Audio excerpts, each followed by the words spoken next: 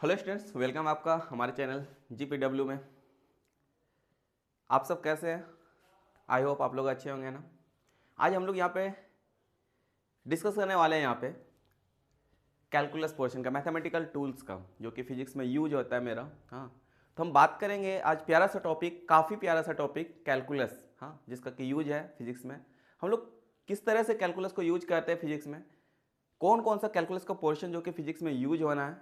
हाँ, और चलिए उसको सीखते हैं कैसे हम लोग यहाँ पे कि कैलकुलस वाला पोर्शन में क्या क्या है, किन किन चीज़ों का डिस्कस करना है, उन सारी चीज़ों को हम लोग यहाँ पे सीखने का कोशिश करते हैं। Okay, I hope. चलिए स्टार्ट करते हैं आज का वीडियो। तो हम बात करने वाले हैं कैलकुलस के पोर्शन का। हम बात करेंगे कैलकुलस का। कैलकुलस में क्या क्या चीज़ पढ़ना होता है, कौन कौन सा चीज़ यूज है फिजिक्स में। हाँ, तो सबसे पहले जब कैलकुलस की बात आती है तो फिजिक्स में बोला जाता है ना, कैलकुलस एक जहाज का काम करता है ना। कैलकुलस एक जहाज का काम करता है। इट मीन्स फिजिक्स जैसे ताज को कैलकुलस के जहाज पे पार किया जाता है, ऐसा कुछ होता है ना। चलिए यहाँ पे बात करते हैं कैलकुलस की बात को। हम लोग को दो पार्ट पढ़ना होता है, एक डिफरेंशिएशन और एक पढ़ना होता है इंटीग्रेशन। एक पढ़ना होता है इंटीग्रेशन। हाँ, डिफरेंशिएशन और इंटीग्रेशन। और इंटीग्रेशन में हमको दो पार्ट का नॉलेज जानना जरूरी होता है कि कैसे हम इंटीग्रेट कर सकते हैं। पहली चीज़ ये सीखना होता है, जिसको हम लोग क्या बोलते हैं, इनडिफिनिट इंटीग्रेशन। क्या बोलते हैं इसको? Indefinite integration. और दूसरा पार्ट जो है मेरा, डिफिनिट इंटीग्रेशन।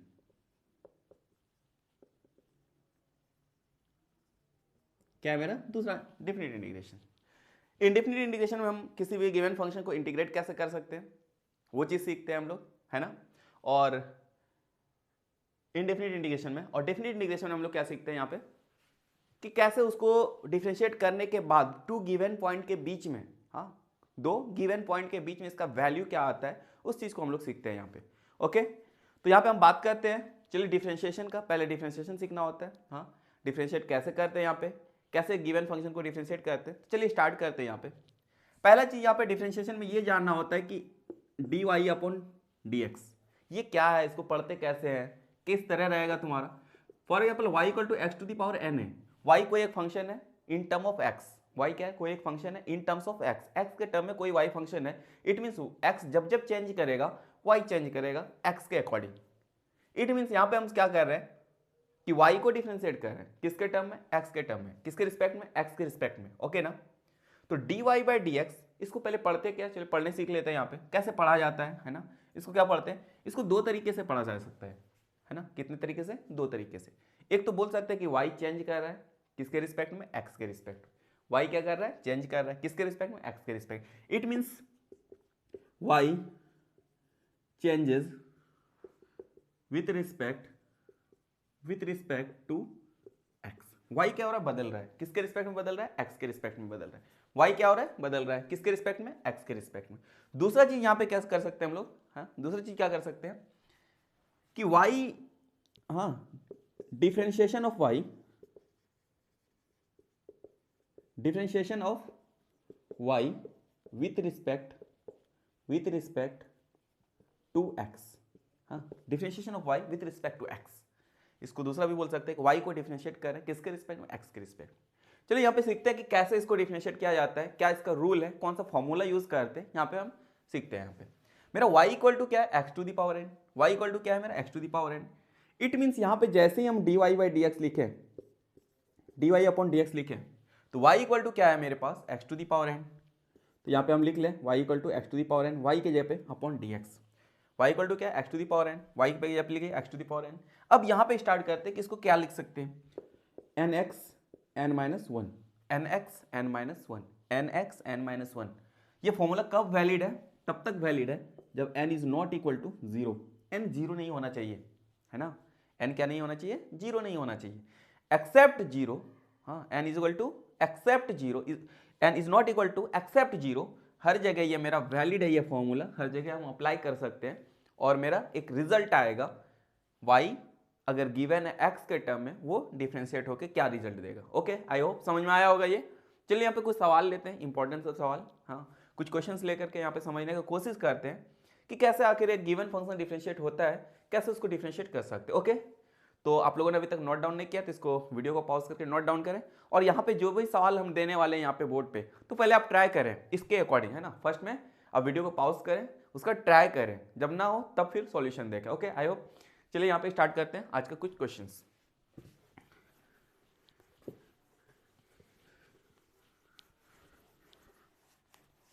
तो मेरा क्वेश्चन आज पहला, जब मेरा इस टर्म पे है, यहाँ पे हम सबसे पहले फॉर्मूला को लिख लेते हैं। यहाँ पे सबसे पहले हम फॉर्मूला को लिख लेते हैं, y equal to x to the power n, तो d y upon d x equal to y equal to क्या है, x to the power n upon d x, मतलब n x n minus one. Condition इसके लिए क्या है, मेरा condition है n is not equal to zero, zero नहीं होना चाहिए, n is not equal to zero except n is not equal to zero. बाकी सभी के लिए n इक्वल टू 1 2 3 4 5 6 -1 -2 -3 कुछ भी हो सकता है।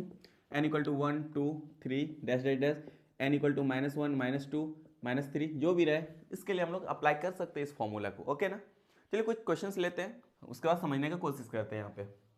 ओके, तो मेरा आज का पहला सवाल है y equal to x to the power 3, है ना। y equal to x cube given है। अब हम यहाँ पे बोल रहे हैं कि अगर y को डिफ्रेंशिएट कर दें, क्या करें, y को डिफ्रेंशिएट कर दें, तो मेरा क्या आएगा आफ्टर डिफ्रेंशिएटिंग। अभी जस्ट हम बोल रहे थे ना कि y जब डिफ्रेंशिएट करेंगे x के रिस्पेक्ट में, सबसे पहले लिखेंगे कैसे, लिखने आना चाहिए, है ना। इसको कैसे लिख सकते हैं, जब y को लिखते हैं y changes with respect to x, तो d y upon d x, it means y को डिफ्रेंशिएट कर रहा है x के रिस्पेक्ट में। इसको क्या पढ़ते हैं, y को डिफ्रेंशिएट कर रहा है x के रिस्पेक्ट में, y क्या कर रहा है, चेंज कर रहा है x के रिस्पेक्ट में। y एक गिवन फंक्शन है, डिपेंडेंट फंक्शन है, किस पे डिपेंड है, x पे डिपेंड है। ओके ना। चलिए यहाँ पे चलते हैं, यहाँ पे y इक्वल टू मेरे पास क्या है, एक्स क्यूब, तो एक्स क्यूब को रख दिया मैंने, D x cube upon d x. अब यहाँ पे फॉर्मूला पता है ना, यहाँ पे सामने में यहाँ पे फॉर्मूला लिखा हुआ है, n की जगह पे मेरा क्या है, 3 है, यहाँ पे क्या है मेरा 3 है, तो यहाँ पे हम लिख सकते हैं ना 3x 3 minus 1, 3x 3 minus 1। Okay ना।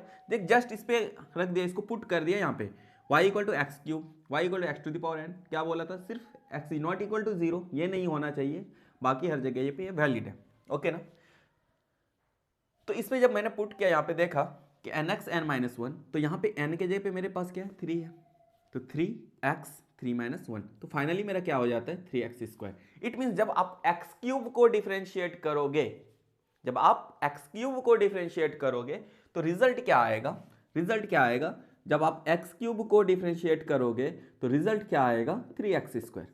क्या रिजल्ट आना है, 3x स्क्वायर। तो आई होप समझ में आया होगा। हाँ, सिंपल सा एक सवाल था इसका, डिफरेंशिएशन का, कैसे हम लोग डिफरेंशिएट करते हैं। हाँ, डिफरेंशिएट करने के बाद होता क्या, ये बहुत ही इंपॉर्टेंट टॉपिक है।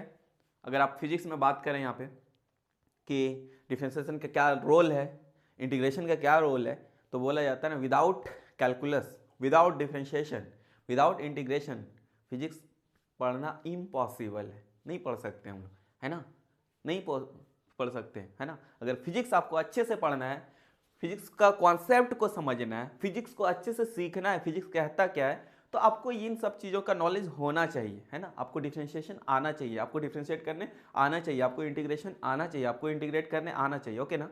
आई होप समझ में आया होगा। यहाँ पे नेक्स्ट क्वेश्चन लेते हैं यहाँ पे, लेकिन नेक्स्ट क्वेश्चन से पहले हम बात करेंगे यहाँ पे, अगर कॉन्स्टेंट टर्म है जो कि चेंज नहीं होता, for example y equal to 2 है मेरा, ये क्या कॉन्स्टेंट है, सबको पता होगा ये कॉन्स्टेंट है 2, तो 2 इवन जिस जगह पे बात करें कॉन्स्टेंट टर्म है। तो अब जब इसको लिखे हम d y upon d x, it means इसको जब डिफ्रेंशिएट करें तो रिजल्ट क्या देगा, यहाँ पे तो ऐसा कुछ है नहीं, x नहीं है, x है जो x के रिस्पेक्ट में चेंज हो, यहाँ पे एक कांस्टेंट टर्म है, ये क्या है मेरा कांस्टेंट टर्म है, तो कांस्टेंट टर्म डिफरेंशिएशन होकर रिजल्ट जीरो देता है ना। कोई भी कांस्टेंट, कोई भी जो टर्म कांस्टेंट है उसका डिफरेंशिएशन क्या होता है, मेरा जीरो होता है। इट मीन्स यहाँ पे हम इजी वे में याद कर सकते हैं कि कांस्टेंट टर्म का डिफरेंशिएशन क्या होता है, मेरा जीरो होता है। इस चीज को याद रख ले आप लोग, है ना, कांस्टेंट टर्म का डिफरेंशिएशन क्या होता है, जीरो होता है, इस चीज को आप लोग याद रख ले। ओके, अगर जहां पे कहीं पे भी इस तरह का आए टर्म, कांस्टेंट टर्म आए तो जीरो आता है, लेकिन क्या हमेशा जीरो आता है कांस्टेंट, क्या अगर वेरिएबल के साथ कांस्टेंट है तब भी जीरो आएगा रिजल्ट, नो, ऐसा नहीं है, इसका आंसर क्या है, नो। चलिए यहाँ पे देखते हैं कुछ सवाल लेकर के, यहाँ पे है ना, कुछ सवाल लेकर के यहाँ पे देखते हैं। y equal to 3x cube, y equal to 3x³ मेरे पास सवाल है ये y इक्वल टू 3x³। जब इसको अब डिफरेंशिएट करेंगे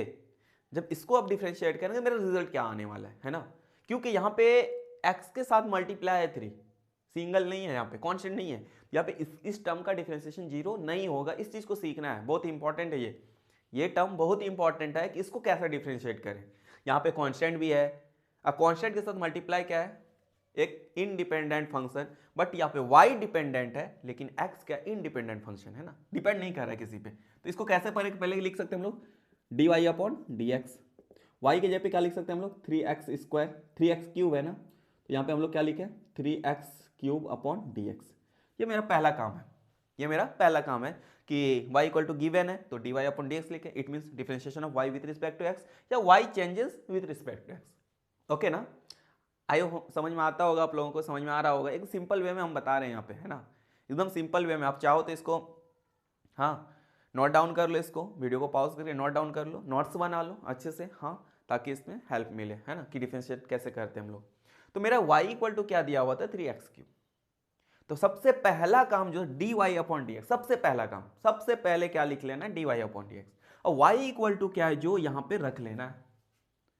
ओके ना, अब चलते हैं यहाँ पे, अगर कांस्टेंट कभी साथ में रहे, अकेला ना रहे, तो कांस्टेंट टर्म को हम लोग क्या करते हैं, खींच के बाहर कर लेते हैं। इट मीन्स यहाँ पे कांस्टेंट टर्म को हम लोग क्या कर लेते हैं, बाहर कर लेते हैं। तो यहाँ पे कांस्टेंट को जब बाहर कर लेते थे, ये 3 बाहर आ जाएगा। अब क्या आया, dx³ अपॉन dx, मेरे पास क्या आया, dx³ अपॉन dx। ओके ना, 3x³ था अपॉन dx। अब यहाँ पे कांस्टेंट अकेला तो था नहीं जो 0 देगा रिजल्ट, तो क्या है मेरे साथ में है ना। जब साथ में रहे कुछ ऐसा तो हम लोग क्या करते हैं, कांस्टेंट टर्म को बाहर कर लेते हैं। ओके ना, तो जब कांस्टेंट को बाहर कर लेते हैं तो मेरा कुछ इस तरह। अब यहाँ पे क्या देखना है हमको, इसको ढक लेना है ऐसे, है ना, इसको ढक लेना, इसको देखना ये कैसा दिख रहा है आखिर, n3x3 - 1। ओके ना, n के जगह पे कितना है, 3x3 - 1, और ये मेरा मल्टीप्लाई के फॉर्म में था, ये यहाँ पे लिखा हुआ रहेगा, ये आएगा यहाँ पे। अब यहाँ पे इसको देखना है मुझे, 3 × 3 x पे पावर कितना हो जाएगा 2, इट मीन्स 3 × 3 9x², 3 × 3 9x²। तो अब ये सब बात है, समझ में आया होगा। अगर इस तरह गिवन रहे इसको कैसे डिफरेंशिएट कर सकते हैं, है ना। अब एक और सवाल लेते हैं, एक सिंपल सा, एक बहुत सिंपल सा, फिर यहाँ पे सीखने का कोशिश करते हैं यहाँ पे, है ना। मेरा अगला सवाल यहाँ पे है, फॉर्मूला बस वही बेसिक nx n-1 याद रख लेना है, और क्या याद रखना है, कांस्टेंट टर्म का डिफरेंशिएशन क्या होता है, मेरा 0 होता है, इस चीज को समझना है ना, इस चीज को समझना है। तो चलते हैं यहाँ पे अगला सवाल लेकर, मिक्सिंग टाइप का कुछ एक सवाल ले रहे हैं जहाँ पे कांस्टेंट भी रहेगा, वेरिएबल भी, ऐसा कुछ सवाल लेकर के यहाँ पे चलते हैं, है ना। y equal to 2x³ + 3x + 5, ऐसा कुछ 2x³ + 3x + 5, इसको कैसे हम डिफरेंशिएट करें, ये सवाल आता है। इसको किस तरह से हम डिफरेंशिएट करें, इसका रिजल्ट क्या आएगा। तो सबसे पहला काम क्या होता है, dy अपॉन dx लिख लें, dy अपॉन dx लिख लिया मैंने ना, dy/dx। y के जगह पे मेरे पास क्या है, 2x³ 3x + 5 अपॉन dx, क्या है 2x³ + 3x + 5 upon dx। Okay ना, समझ में आया होगा यहाँ पे। अब यहाँ पे उसका दूसरा काम जो रहता है वो सेपरेट करना, एकदम स्टेप को फॉलो करना है। पहला काम क्या करना है, स्टेप 1 यहाँ पे हम सिखा रहे हैं जस्ट। स्टेप 1 में क्या करना है, dy/dx लिखना है ना, dy अपॉन dx लिखना है, dy अपॉन dx लिखना है। उसके बाद अगला क्या करना है, y इक्वल टू जो तुम्हारा आपका क्वेश्चन में दिया हुआ रहेगा, y इक्वल टू जो आपके क्वेश्चन में दिया हुआ रहेगा, उसको लिख लेना है। हाँ, y इक्वल टू जो भी है यहाँ पे लिख लेना। अगला काम क्या रहता है, वो सेपरेट करना। स्टेप 2 क्या करना है, सेपरेट करना। क्या करना है, सेपरेट करना है ना, क्या करना है, सेपरेट करना है। इसको सेपरेट कर लेते हैं यहाँ पे। तो d 2x³ dt 2x³ dx + d 3x dx + d 5x dx। Okay, समझ में आ रहा होगा कि स्टेप 1 में क्या करना है, dy/dx लिखे, y का जो वैल्यू उसको लिख लेना है। स्टेप 2 में क्या करना है, अब सेपरेट कर देना, सबको सेपरेट कर लिया ना, इस पार्ट के साथ dx, इस पार्ट के साथ dx, इस पार्ट के साथ dx। अब अगला स्टेप क्या, आप स्टेप को फॉलो करोगे तो कभी मिस्टेक नहीं होगा, ये मेरी गारंटी है। अगर आप स्टेप को फॉलो करोगे तो डिफरेंशिएशन में कभी कोई प्रॉब्लम नहीं होने वाला है, कभी कोई दिक्कत नहीं होने वाला, आप कभी कोई भी गलती नहीं करोगे, ये मेरी गारंटी है। आप स्टेप को सिर्फ फॉलो करो, ओके ना। तो मैंने क्या किया, y इक्वल टू गिवन था, इसको मैंने अरेंज कर लिया यहाँ पे, 2x³ + 3x + 5। ओके ना, उसके बाद क्या किया, सेपरेट करना, स्टेप 2। स्टेप 3 क्या है, स्टेप 3 क्या है मेरा, स्टेप 3 इफ कांस्टेंट अवेलेबल है ना, अगर कांस्टेंट है वेरिएबल के साथ है तो कांस्टेंट को बाहर कर लेना है। क्या बोले, इफ कांस्टेंट प्रेजेंट है ना, वेरिएबल के साथ देखना है, एक्स के साथ कांस्टेंट रहे, एक्स के साथ कांस्टेंट रहे, उसको देखना है, तो वो क्या कर लेना है, बाहर कर लेना। और जहां पे अकेला कांस्टेंट है इस जगह पे यहां पे क्या कर लेना है, इसको कांस्टेंट टर्म का जिस तरह डिफरेंशिएशन क्या होता है, जीरो होता है ना, ये मेरा 5 क्या है, कांस्टेंट है, तो कांस्टेंट का डिफरेंशिएशन क्या होता है, जीरो, तो यहां पे जीरो कर लेना है ना। तो जहां जहां पे कांस्टेंट रहे, हाँ जहां जहां कांस्टेंट रहे, जहां जहां कांस्टेंट टर्म रहे, क्या रहे, कांस्टेंट टर्म एक्स के साथ, वेरिएबल के साथ है ना, एक्स के साथ, तो उसको क्या करना है, बाहर कर लेना। जहां पे अकेला कांस्टेंट है, सिंगल कांस्टेंट है, उसका क्या कर लेना, वहीं पे जीरो कर लेना। तो चलिए यहाँ पे करते हैं, यहाँ पे 2 को बाहर कर लेते हैं, dx³ dx, फिर यहाँ पे 3 को बाहर कर लेते हैं, dx/dx है ना, और यहाँ पे ये कांस्टेंट है, इसको जीरो कर लेते हैं, सिंपल सा वे में है ना, यहाँ पे क्या कर लेते हैं, जीरो कर लेते हैं। अब यहाँ पे देखते हैं, ये तो 2 मेरे पास है ना, अब इसको कैसे लिखना है, nxn-1 3x3-1, फिर ये प्लस है, प्लस फिर 3 dx/dx 1 होता है। अब चलो देख लेते हैं कैसे 1 होता है ना, तो यहाँ पे नहीं कुछ है तो 1 है, तो सबको समझ में आता होगा, नहीं कुछ है तो 1 है, हाँ, यहाँ पे 1x 1 - 1 और प्लस ये तो 0 0 लिख नहीं सकते, अब क्या लिख सकते हैं यहाँ पे। अब यहाँ पे देखते 3 2 जा 6, x⁻3 में 2 गया, 1 गया, कितना बचा 2, 3 में 1 चला गया ना, 2 बचा। अब यहाँ पे देखते हैं 3 है ना, कितना है 3, और यहाँ पे x पे पावर कितना हो गया, अब यहाँ पे देखना पड़ता है y 1 - 1 0, x⁻0। अब यहाँ पे सबको पता होगा किसी भी टर्म पे पावर 0, हाँ किसी भी टर्म पे पावर 0 मतलब 1, हाँ किसी भी टर्म पे पावर 0 मीन्स 1, किसी भी टर्म पे 0 पावर मीन्स 1, ओके ना। तो यहाँ पे मेरा क्या हो गया, 6x² 3 × 1 इट मीन्स 6x² + 3, ये मेरा इसका सॉल्यूशन हो गया। ये गिवन फंक्शन था, इसका डिफरेंशिएशन। ओके, आई होप आप लोगों को समझ में आ रहा होगा यहाँ पे कि कैसे गिवन फंक्शन को डिफरेंशिएट कर सकते हैं। और ये एक अलजेब्रिक फंक्शन चल रहा है, इसके बाद जो आना है नेक्स्ट वीडियो जो मेरा रहेगा वो ट्रिग्नोमेट्रिक फंक्शन को कैसे डिफरेंशिएट करते हैं उस पर रहेगा मेरा बेस्ड, है ना। तो आई होप समझ में आ रहा होगा। यहाँ पे कुछ सवाल लेते हैं यहाँ पे, और सबसे पहले आप लोग होमवर्क लिख लें और इसको आप करने की कोशिश करें, है ना। मैं पहले होमवर्क लिखा देता हूँ, उसके बाद आप पहले इसको कोशिश करने की कोशिश करें, हाँ, और कमेंट बॉक्स में रिप्लाई करें इसका आंसर को। मेरा होमवर्क है यहाँ पे, जल्दी से इसको नोट डाउन करें।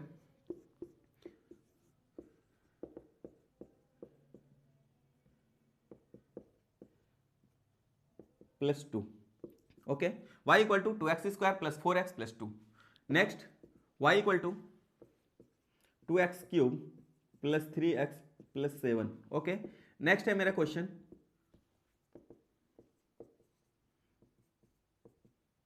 5x⁻½ 3x² + 5, okay. ये मेरा 3 होमवर्क रहा। यहाँ पे इसको नोट डाउन कर लें, इस होमवर्क को कंप्लीट करें और कमेंट बॉक्स में इसका आंसर को रिप्लाई करें, हाँ, आपके समझने के लिए। आई होप समझ में आएगा, बिल्कुल आएगा और सॉल्व भी होगा। चलिए यहाँ पे कुछ और सब देखते हैं, यहाँ पे टर्म जिसको हम लोग कैसे यहाँ पे डिफरेंशिएट कर सकते हैं। तो आप लोगों ने अभी नोट डाउन नहीं किया तो इसको नोट डाउन कर ले, हम फिर इसको इरेज कर रहे हैं, ओके। तो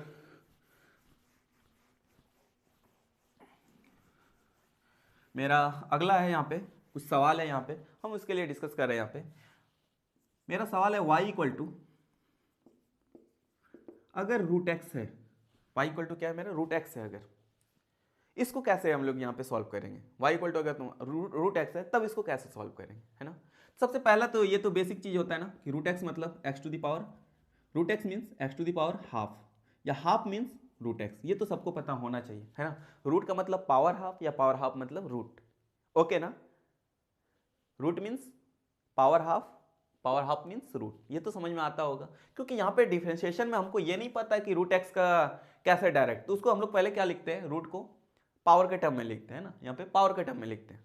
तो इट मीन्स यहाँ पे y = √x जो दिया हुआ था, हम इसको x⁻½ लिख सकते हैं ना, x⁻½ बिल्कुल लिख सकते हैं ना, y = √x है ना। तो √x है तो इसको हम लोग क्या लिख सकते हैं, x⁻½ लिख सकते हैं। अब चलिए यहाँ पे स्टार्ट करते हैं, इसको कैसे डिफरेंशिएट कर सकते हैं। dy/dx, y की जगह पे मेरा क्या x⁻½ अब है, तो यहाँ पे लिख लिया x⁻²। अब यहाँ पे n का जगह कौन ले लिया, चलो देखने वाली बात है, यहाँ पे n का जगह कौन ले लिया, मेरा हाफ ले लिया। तो यहाँ पे n के जगह पे लिख लें, क्योंकि मेरा फॉर्मूला क्या है nx n minus one, nx n minus one है ना। n के जगह पे क्या है मेरा half x half minus one, तो half x to the power. अब यहाँ पे हाफ माइनस वन मीन्स क्या होगा, नीचे नहीं तो कुछ वन, इसका एलसीएम कितना आएगा 2, 2 ओके ना, 1 minus 2, it means minus half हो जाएगा ना। इसको जब यहाँ पे सॉल्व करेंगे, इसको जब सब्ट्रैक्ट करेंगे, हाफ में माइनस वन करेंगे, तो मेरा रिजल्ट क्या आना है, माइनस हाफ आएगा ओके ना। इट मीन्स पावर जब माइनस में रहता है तो इसको, इस टर्म को नीचे ले जा सकते हैं ना, 1 upon x to the power half लिख सकते हैं ना। यहाँ पे देखो पावर क्या है माइनस में है, तो इसको नीचे ले गए, प्लस हो गया 1/2। इस हाफ का मीनिंग क्या हो गया, रूट एक्स ना, जिस तरह यहाँ पे चेंज किया था रूट एक्स मतलब half, half means root x. तो मेरा फाइनल जो रिजल्ट हो गया, रूट एक्स को अगर डिफ्रेंशिएट करें तो मेरा क्या आता है रिजल्ट 1/2 रूट एक्स। तो इसको याद भी कर लेना, याद रख सकते हैं इसको, रूट एक्स का differentiation 1/2 root x, root x का डिफ्रेंशिएशन 1/2 रूट एक्स।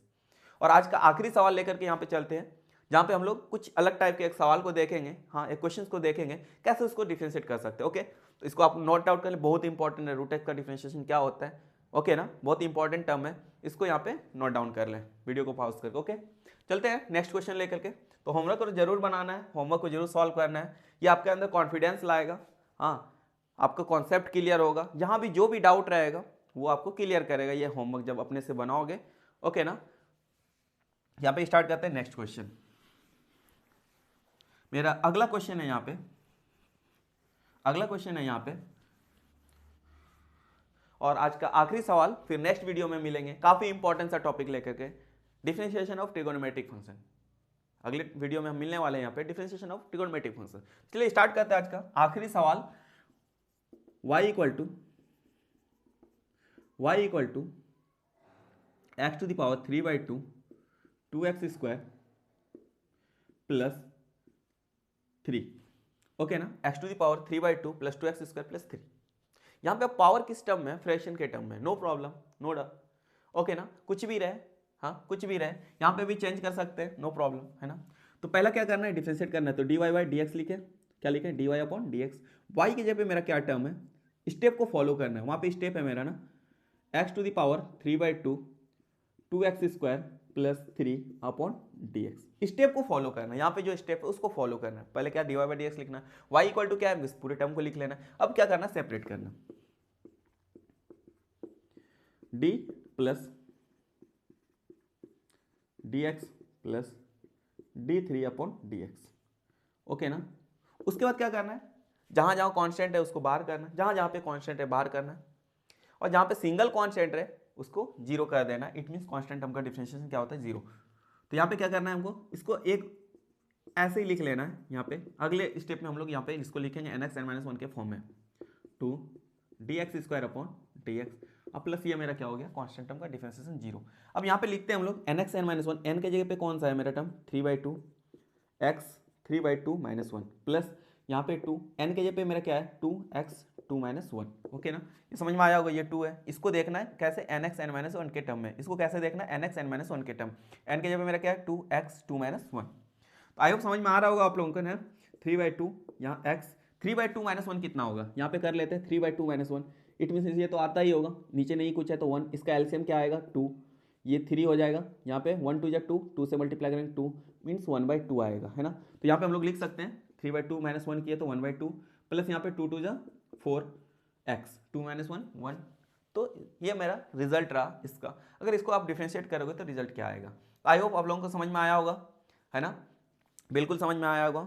हाँ आप इस चैनल से अभी तक आप लोगों ने इस चैनल से नहीं जुड़े हैं तो इस चैनल से जुड़ जाएं, हाँ और काफ़ी इंटरेस्टिंग सब वीडियोस आने वाले हैं। यहाँ पे पढ़ाई होगी फिजिक्स की है ना, GPW में आपको फिजिक्स पढ़ाया जाएगा, 11-12 का नीट लेवल के सवाल कराए जाएंगे, नीट में किस तरह हम तैयारी करें इन सारी चीज़ों को यहाँ पे सिखाया जाएगा। जेई के सवाल को कैसे सॉल्व करना सीखें, कैसे मेरा प्लेटफॉर्म तैयार हो जाए, कैसे हम सिंपल सा बेसिक लेवल के न्यूमेरिकल को लेकर के हम हायर लेवल के न्यूमेरिकल को कैसे सॉल्व कर सकते हैं। आई होप आपको समझने मिलेगा। लेकिन ये कुछ बेसिक मैथमेटिक्स यूज जो होता है फिजिक्स में, उन सब चीज़ों के बारे में डिस्कस हो रहा था। आई होप मिलते हैं फिर नेक्स्ट वीडियो में। Okay bye.